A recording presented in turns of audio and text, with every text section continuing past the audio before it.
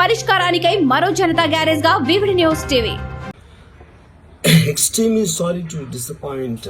అంటే ఇప్పుడు ఉనికిపోతున్నాను, మంచం కింద కూర్చొని ఏడుస్తున్నాను అని అందరూ what ever the media speculating, వాళ్ళందరికీ చిన్న డిసప్పాయింట్మెంట్గా ఉండొచ్చు వీడియో. ఇక్కడ పాయింట్ ఏంటంటే, I just want explain the whole concept. ఇప్పుడు నేను ఆల్మోస్ట్ ఒక 1 year బ్యాక్ ఏదో ట్వీట్స్ పెట్టాను అనే ఎలిగేషన్. ఆ ట్వీట్స్ ఎవరో మనోభావాలు దెబ్బతిన్నాయి. ఇక్కడ విచిత్రం ఏంటంటే 1 year బ్యాక్ పెట్టిన ట్వీట్స్ 4 డిఫరెంట్ ప్లేసెస్లో 4 డిఫరెంట్ జ్యూరిస్డిక్షన్స్లో 4కి ఒకే 3-4 రోజుల వ్యవధిలో వాళ్ళ మనోభావాలు దెబ్బతిన్నాయి. వాళ్ళు ఆ పరంగా కంప్లైంట్ ఇవ్వడం, కేసులు పెట్టడం జరిగింది. ఇక్కడ పాయింట్ 1, ఎవరి మీద అయితే నేను పెట్టానని వాళ్ళు చెప్తున్నారో వాళ్ళకి లేదు, ఎవరో థర్డ్ పార్టీ, అసలు సంబంధం లేనివాడు. సో ఆ కాంటెక్స్ట్లో అసలు ఈ కేసు ఎలాగా, ఈ సెక్షన్స్ ఎలా వర్తిస్తాయనేది అప్పుడు ఆబ్వియస్గా నాకు వచ్చే అనుమానం కానీ, నాకు కానీ నా మనుషులు కానీ, ఇది ఒక పర్సిక్యూషన్ చేయటానికి ఒక పద్ధతి ప్రకారం ఉన్న ఎలవబుల్ లాస్ని వాడుతున్నారా, లేకపోతే ఇప్పుడు వరల్డ్ ఓవర్ ఒక ఫినామినా ఏం జరుగుతుందంటే, పొలిటికల్ పార్టీస్ వాళ్ళు they are weaponising the systems of the police. అది అమెరికాలో జరుగుతుంది, యూరోప్లో జరుగుతుంది, ఇక్కడ కూడా జరుగుతుంది. అప్పుడు నేను ఏ ఒక్క వ్యక్తిని, ఒక పోలీస్ ఆఫీసర్ని కానీ, ఒక పొలిటికల్ పర్సన్ కానీ నేను బ్లేమ్ చేయట్లా. I think it happens in certain ఒక ఏమంటారు దాన్ని, ఒక వే. అది అందరూ కూడా ఎంతో కొంత అది చేయటానికి టెంప్టేషన్ ఉండొచ్చు.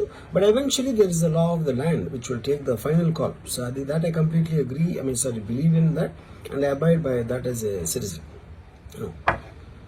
సో ఇప్పుడు ఇక్కడ జరిగింది ఏంటి, నాకు ఒక నోటీస్ వచ్చింది, నేను ఒక రిప్లై ఇచ్చాను, ఫలానా చోట ఫలానా తారీఖు నేను వస్తాను. అప్పటికి నాకు జరుగుతున్న పని ఒక ఆన్గోయింగ్ స్కెడ్యూల్ ఉంది కాబట్టి, నాకు ఫిల్మ్ వర్క్ ఉంది కాబట్టి అవ్వలేదు. అండ్ ఇట్ ఈస్ వేరే ప్రొడ్యూసర్ చేస్తాను, ఆ ప్రొడ్యూసర్కి నష్టం వస్తుంది కాబట్టి నేను మళ్ళీ టైం అడిగాను. ఇదేంటి కేసు, ఇదేం అర్జెంట్ కేసు అంటే 1 year తర్వాత ట్వీట్ చూసిన అతనికి 1 weekలో అన్నీ అయిపోవాలనేది ఏమన్నా మీనింగ్ ఉంటుంది అసలు దాన్ని? So which basically means it is being done for purposes other than the urgency of the case. ఇది అర్జెన్సీ ఆఫ్ ద కేసు అంటే, మీరు మర్డర్లు గేడర్లు ఇన్ని జరిగి సంవత్సరాలు తీసుకుని ఏదో ఏదో ఒక ట్వీట్ పెట్టిన ఎలిగేషన్ మీద హుటాహుటిని మీరు అక్కడి నుంచి పోలీసులు వచ్చేసి ఇలా చేసి అలా చేసి.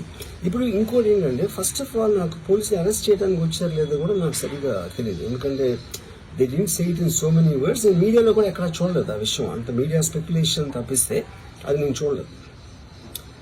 బట్ ఇందాక నేను చెప్పిన కారణాల వలన కోయిన్సిడెంటల్గా వేరే వాళ్ళు అన్ని చోట్ల నుంచి వచ్చేస్తున్నారు అది ఇది అన్నప్పుడు, ఐ డోంట్ వాంట్ నా టైం వేస్ట్, నా వర్క్ వేస్ట్, నా వర్క్ ప్రెషర్ ఉన్న దాని వలన I wanted to take the assistance of the judicial, because that is the final say in a democratic system కాబట్టి. సో అది దానికోసం దిస్ ఈజ్ వాట్ హ్యాపెన్. ఇప్పుడు ఇక్కడ ముఖ్యంగా మనం గమనించాల్సింది ఏంటంటే, ఇప్పుడు ఏదో ఒక ట్వీట్ పెట్టాడు, లేకపోతే ఒక మీమ్, ఒక కార్టూన్, ఒక జోకో, లేకపోతే ఒక హార్డ్ ఒపీనియన్, దానికోసం కేసులు పెట్టే ఆస్పెక్ట్ అనేది సీరియస్గా తీసుకుంటే 100 కోట్ల ఇండియన్ జనాభాలో నాకు తెలిసి 50 lakhs మీద కేసులు పెట్టాలి.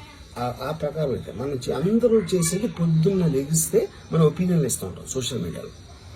అది ఏ ఫామ్లో అవ్వచ్చు, సెటైర్ అవ్వచ్చు, మీమ్ అవ్వచ్చు, ఏదో వేరే ఫుటేజ్ అవ్వచ్చు, లేకపోతే ఎవరినో కోట్ చేసి మనం కామెంట్ చేయొచ్చు. రకరకాలుగా మన అభిప్రాయాలను మనం సోషల్ మీడియాలో వేస్తూ ఉంటాం.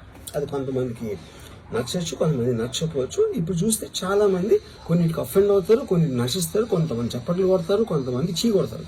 That is the process of the conversation which happens in the social media. అలాగే నా మీద కూడా చాలా నీచంగా కామెంట్ చేస్తారు, కానీ దాని గురించి నేను ఎప్పుడు అనలేదు. Because I know it is a part of the eco system of the social media. అది లేకపోతే సోషల్ మీడియాకి మీనింగ్ లేదు. ఫస్ట్ ఆఫ్ ఆల్ మీనింగ్ ఉండాలి అని మనం ఒకవేళ అనుకుంటే అప్పుడు దానికి పాలసీ చేయాలి. ఇప్పుడు ఎగ్జిస్టింగ్ థింగ్స్ సరిపోవు కాబట్టి ఏది చేయకూడదు, ఏది చెయ్యాలి అని ఖచ్చితమైన క్లారిటీతో వచ్చినప్పుడు అది ఆటోమేటిక్గా లా ఆఫ్ ద ల్యాండ్ అయిపోతుంది. Then it becomes easy for everyone. కానీ అది చేయటానికి ఫ్రీడమ్ ఆఫ్ స్పీచ్ కట్టేల్ చేయాలా, ఎక్స్ప్రెషన్ కట్టేల్ చేయాలా అనేది of course the experts have to decide and realise దాని మీద ఎలాంటి రామిఫికేషన్స్. ఇప్పుడు దాని పేరు మీద చెప్పి ఫ్రీడమ్ ఆఫ్ ఎక్స్ప్రెషన్ కట్టేల్ చేస్తే that might have many more consequences which could be more dangerous than what they think it is now. So again I want to say, నేను ఎవరిని బ్లేమ్ చేయలేదు. ఒక పర్టికులర్ పర్సన్ హైపోథెటికల్గా ఉన్నాను అనుకున్నాను, నా మీద ఒక చేసి నన్ను హెరాస్ చేయడానికి ఒపీనియన్ పవర్లో ఉన్న అతను చేస్తున్నావు అనుకున్నాం. అంటే తప్పేంటి? ఇప్పుడు హెరాస్ చేసే పవర్ లేకపోతే పవర్లో రావడానికి ఎందుకు అసలు ఏదైనా చేయటానికి? So like wise social media అనే మాధ్యమం నా దగ్గర ఉంది కాబట్టి, నాకు ఎన్నో కొన్ని ఫాలోవర్స్ ఉన్నారు కాబట్టి వాళ్ళకి రీచ్ అవ్వడానికి నేను చేస్తాను, అలాగే వాళ్ళు చేస్తారు. కానీ నన్ను కానీ తన్ను కానీ అందరినీ ఫైనల్గా జడ్జ్ చేసేది judiciary. That is the whole point. మీకున్న ఒక నాన్ క్లారిటీ ప్రాసెస్లో వాట్ ఈజ్ టూ మచ్ అనేది ఎవరు చెప్తారు, ఎప్పుడు చెప్తారు, ఎలా చెప్తారో అది ఎక్కడ రాసి ఉంది. ఆ క్లారిటీ అది లేనప్పుడు ఆటోమేటిక్గా this will keep on happening. You know, so I case ఇందాక ఒక మొత్తం social media almost 90% of them they will be liable for cases to be put. ఏంటంటే పొద్దున్న లేస్తే అందరూ చేసేది అదే, ఎవరో ఒకరిని తిట్టడం, ఎవరో ఒకరిని ఇది చేయడం, ఎవరో ఒకరి మీద ఒపీనియన్ ఇవ్వడం, ఎవరో ఒకరి పర్సనల్ లైఫ్కి వెళ్ళిపోవడం. అది తప్పిస్తే సోషల్ మీడియాలో ఇంకేం చేస్తారు అసలు? సో ఇప్పుడు వాళ్ళందరి మీద పెట్టాలి అంటే ఎలాగ, అక్కడికి ఎలా అంత ఉంటుంది? ఇంకోటి దాని అర్జెన్సీ ఏంటి, దాని ఇంపార్టెన్స్ ఏంటి, ఎంత అంటే ఇప్పుడు మర్డర్ కేసులు, టెర్రరిజం కేసులు ఇలాంటి దానికి ఒక సీరియస్ క్రైమ్స్ ఉండాల్సిన పోలీసు సంవత్సరం క్రితం పెట్టిన ట్వీట్ కోసం అతను he didn't reply properly are he didn't reply అన్న ఒక్క దాని బేసిస్ మీద ఒంగోలు నుంచి పోలీసులు వచ్చేసి అది చేశారు అంటే I'm not able to understand the police priority ఏంటని. నేను పోలీసుని బ్లేమ్ చేయట్లేదు, I'm tracking with the system, I'm not talking about the particular police officers. Ongole police officer మాట్లాడలేను. So is there a system in place for that? Priority of importance అనేది ఉంటుంది కదా ఎక్కడో చోట.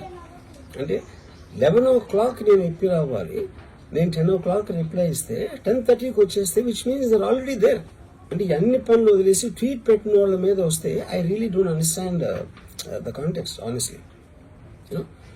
అందుకని ఇప్పుడు ఇది నాది క్వశ్చన్ కాదు.